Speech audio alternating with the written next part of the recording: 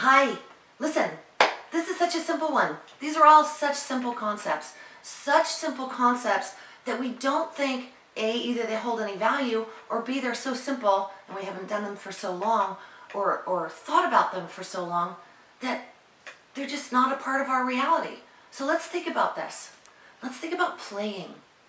And where do you go when you think about playing? Children. There's no negating the fact that kids are just incredibly spontaneous little beings. And the younger they are, the more spontaneous they are. I.e., the opposite is true. The older we get, the less spontaneous we get. But just think about it for a second. You know, how many times have you been behind, let's say, a child and their mom and dad, or a child walking down the sidewalk and they're just walking along and all of a sudden, pop! They just jump in the air for no good reason. Or how many times have you seen two kids or one child pick up something as simple as a straw, a drinking straw, and make a little doll out of it? And it's just the funniest thing they've ever seen in their life. Or, you know, how many times have you done this game to a child? And the kid is just belly laughing, Buddha belly laughing. So when was the last time you played? And I don't mean you have to go to a sandbox. I don't mean that you have to climb on a jungle gym, but that would be so utterly cool. When was the last time you made a sandcastle? When was the last time you painted a picture? But let's go even simpler than that.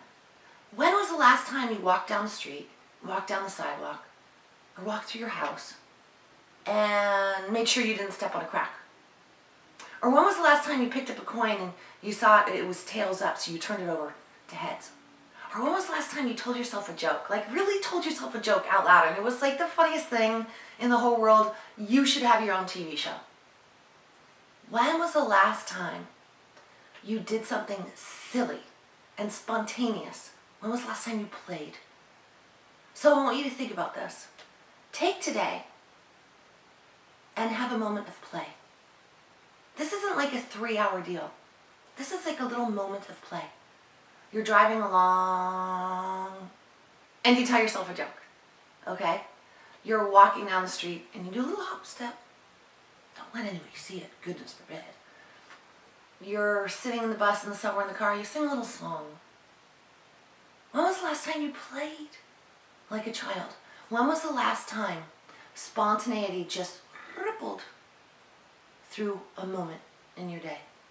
So this is interesting, and this is a great exercise. We're going to go further with it in the program, and I'm going to get very much more specific about your play.